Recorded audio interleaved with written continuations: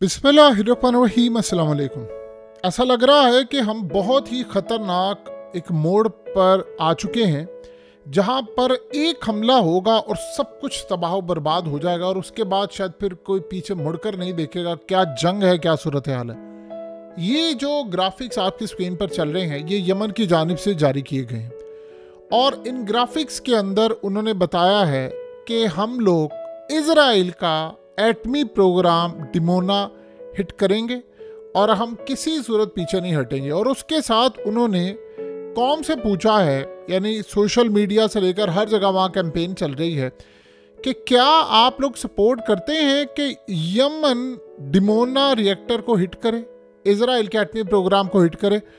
अब सीन ये हो रहा है कि बड़े पैमाने पर उनको मिल रही है फीडबैक और उन्होंने इजराइल को वार्न किया है कि अगर हम पर तुमने हमला किया, जो ये प्लान करे, असल में इस दफ़ा हमला नहीं जंग की प्लानिंग कर रहे हैं, तो आप सोचो उन्होंने आगे क्या पैगाम दिया।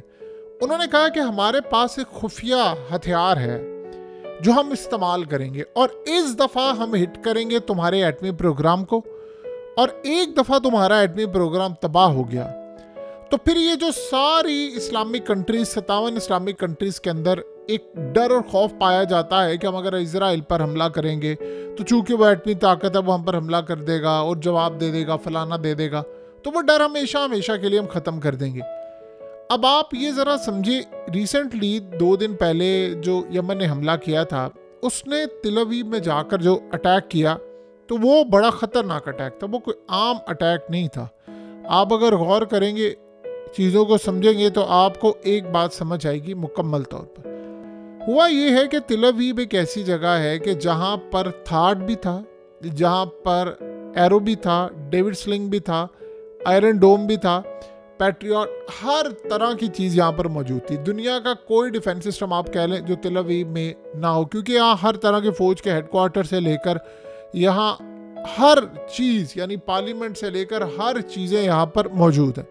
तो आप इस सारी सूरत हाल में बताएं कि इनके सीक्रेट मुसाद का हेडक्वार्टर, हर चीज़ यहाँ मौजूद है, यहाँ इंडस्ट्री है, यहाँ लोग रहते हैं, लाखों लोग रहते हैं, तो उन्होंने उनको बचाना होता है। तो आप इमेजिन करें कि हुआ ये कि यमन ने हमला किया और वो सीधा जाकर उनके दिल पर हिट किया। और सबसे बढ़कर हैरान कुन सूरत हाल ये थी कि उस हमले को रोक ही नहीं पाई। यानी हुआ ये कि जैसे ही फिजा के अंदर सायरन बजे, ये एंटर होता है, एक सायरन बजता है और सायरन बजने के तकरीबन 7-8 सेकंड के बाद, 7-8 सेकंड के बाद ये हमला हो गया। यानी आप ये सोचें कि लोगों को मौका ही नहीं मिला कि वो किसी तरह से शेल्टर्स में जा सकें हमला होने से पहले। अब लोग धड़ाधड़ लाखों के हिसाब से शेल्टर्स में चले गए। जब वो शेल्टर्स में गए तो उनको पता चला हमला तो हो चुका है, क्योंकि सायरन कंटिन्यूसली बजता गया। जो इसराइल के लिए सबसे ज़्यादा परेशान चीज़ थी कि हमला जब हुआ है तो वो असल में हमें दूर से आती हुई चीज़ डिटेक्ट नहीं हुई और उसकी स्पीड इतनी ज़्यादा थी कि वो मुकम्मल तौर पर जाकर उसने हिट किया। अब आप ये सोचें कि अगर इस पर न्यूक्लियर वॉरहेड लगा हो या इस पर कोई ख़तरनाक वॉरहेड लगा हो, चाहे नॉन न्यूक्लियर हो लेकिन हो ख़तरनाक, तो आप ये सोचो कितने पैमाने पर तबाही मचाएगा। असल में ये था एक टेस्ट। अब आपने एक चीज़ टेस्ट कर ली। अब जो एग्जैक्टली डिफेंस सिस्टम यहाँ लगे हैं वही डिमोना में भी लगे हुए हैं। डिमोना में कोई एक्स्ट्रा चीज़ नहीं लगी हुई, तो ये अगर यहाँ पर हिट कर सकते हैं तो वो वहाँ पर भी हिट कर सकते हैं। अब असल में आप ये देखें तो डिमोना को अगर आप हिट करते हैं और वो आप हिट भी करते हैं न्यूक्लियर वॉरहेड लगाकर या बगैर न्यूक्लियर वॉरहेड के या किसी भी तरह के, तो आपने तो उनका एटमी प्रोग्राम तबाह कर दिया। तो इस सूरत हाल के अंदर आप बताइए बाकी क्या रह जाता है। ये अब वो असल में इजराइल को सबसे ज़्यादा खदशा है। और आप ये देखिए, खाली यहाँ तक मामला नहीं रुका, अमेरिका का F-18 अगलों ने गिराया, अमेरिका के एयरक्राफ्ट कैरियर पर हमला किया है, उसकी इलेक्ट्रिसिटी बंद की है, इक्विपमेंट बंद किया है, तमाम चीज़ें बंद की हैं। ये कोई छोटी सूरत हाल नहीं थी, ये सारे का सारा मामला हुआ कि फ़लाना बंद कर दिया, ये बंद कर दिया। आप अगर इस सारी सूरत हाल का जायज़ा लेंगे तो आपको बड़ा क्लियरली ये मामला नज़र आएगा कि चीज़ें हिट करने गई हैं, मुकम्मल तौर पर तबाही की तरफ गई हैं। और इस सारी सूरत हाल के अंदर हालात इस तरफ गए हैं कि अब अगला हमला वो जहाँ चाहेंगे करेंगे, इसराइल इसको रोक नहीं पाएगा। देखिए, जिस तरह रूस ने कहा था कि हमारा बैलिस्टिक मिसाइल है, आप दुनिया का कोई डिफेंस सिस्टम लगा ले, यूक्रेन में जगह हमें बता दे, जिस मर्जी कंक्रीट से लेकर हर चीज़ से आप बना ले, हम उसको हिट करेंगे और वो तबाह हो जाएगा और आप रोक भी नहीं पाएंगे। ये इतना ओपन चैलेंज दुनिया में कभी किसी ने दिया नहीं है। तो अब आप ये सोचें कि एक तो हमला उन्होंने किया है, दूसरा उन्होंने कहा है कि हमारे पास इस खुफिया हथियार है, यानी खुफिया मिसाइल है या जो भी टेक्नोलॉजी है, नाम उन्होंने नहीं लिया कि वो क्या टेक्नोलॉजी हो सकती है, क्या सूरत हाल हो सकती है। बस उन्होंने इतना कहा कि हम हमला कर देंगे। और इस सूरत हाल में आप अंदाज़ा करें कि अगर उनके पास एडवांस हाइपरसोनिक की टेक्नोलॉजी है, चीज़ें हैं, तो क्या होगा। असल में आज एक और पैगाम भी गया है। आपको पता है कि कल इजराइल ने, यानी नेतन्याहू ने बड़ा क्लियरली ये मामला रखा सारी दुनिया के सामने। उसे कहा मैं तो हिट करने के लिए जा रहा हूँ ईरान की न्यूक्लियर फैसिलिटीज़। तो आप ये सोचें कि अगर ये ईरान की न्यूक्लियर फैसिलिटीज हिट करेंगे तो क्या खाली ईरान जवाब देगा? सवाल ही पैदा नहीं होता। यमन भी जवाब देगा। तो आप ये सोचें कि ईरान के पास किस लेवल की टेक्नोलॉजी होगी। अगर यमन के पास ये लेवल है कि वो कह रहे हैं कि हम आप, नहीं, वो कौम से पूछ रहे हैं कि आप तैयार हैं। देखिए वो क्यों पूछ रहे हैं, वो इसलिए पूछ रहे हैं अपनी कौम से और लोगों से पूछ रहे हैं कि अगर हम हिट करेंगे तो जाहिर सी बात है इसके हिट करने के बाद रिएक्शन तो आएगा। अब हो सकता है कि उसमें कोई ऐसी सूरत हाल भी पैदा हो जाए कि वहाँ से कोई एटमी हमला भी हो सकता है, कोई वॉर हेड भी हो सकता है, कोई कुछ सूरत हाल भी। वो कह रहे हैं हम डिमोना को हिट कर देंगे। तो आप ये सोचो अगर ऐसा हो जाता तो वो भी तैयार है। यानी वो अपनी कौम से पूछ रहे हैं कि आप तैयार हैं इस चीज़ के लिए, आप चाहते हैं हम हिट कर दें। यानी अगर हिट होगा तो फिर जाहिर सी बात है हम पर भी बड़ी तबाहकुन जंग छिड़ जाएगी।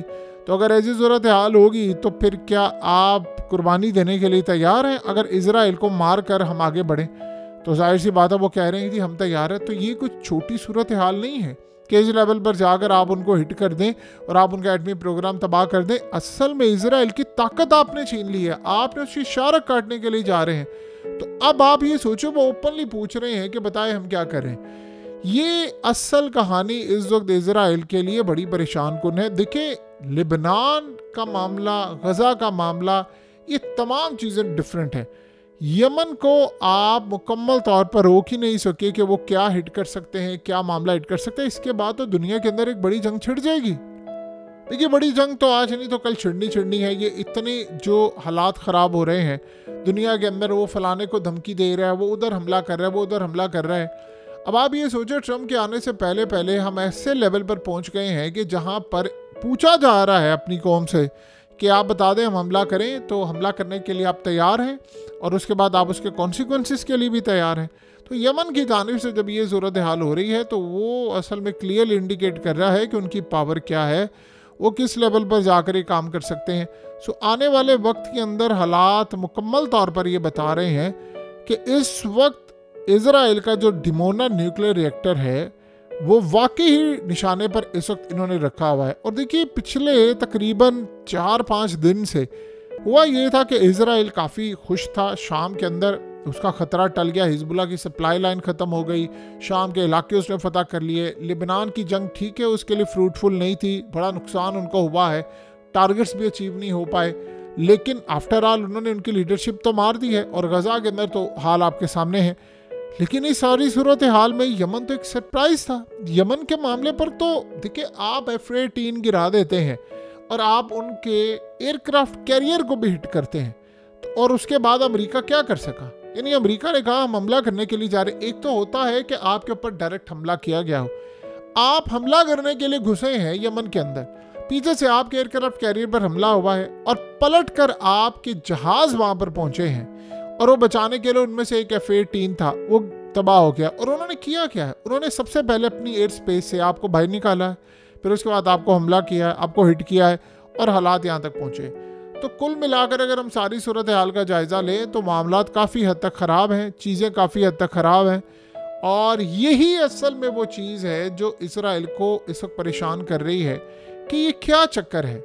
ये असल में वो बार बार जो हमला करते हैं यमन में जाकर, वो आउटडेटेड इंटेलिजेंस मालूमात है उनके पास। वो इंटेलिजेंस मालूमात ही है कि जी वहाँ पर एग्जैक्टली डिपो है या वॉर हेड है या फलाना। क्या इस बात की कोई गारंटी है किसी के पास कि ईरान अगर एटमी ताकत बन चुका है या उसके जो न्यूक्लियर वॉर हेड्स हैं वो किसी ना किसी तर्ज पर कोई ऐसे वॉर हेड जो है वो यमन में मौजूद ना हो? देखिए अभी तक तो सबको पता है कि इन्होंने उनका प्रोग्राम तबाह करना है।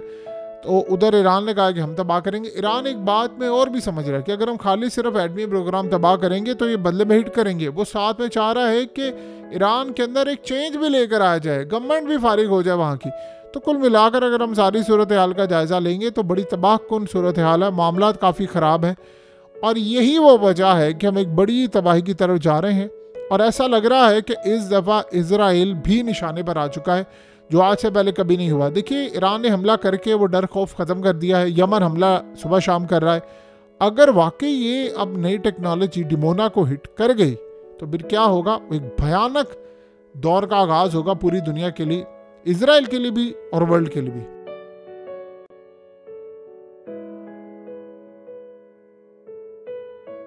हकीकत टीवी को सब्सक्राइब करना मत भूलें, वीडियो को लाइक करें, शेयर करें और कमेंट सेक्शन में अपनी राय का इजहार ज़रूर करें।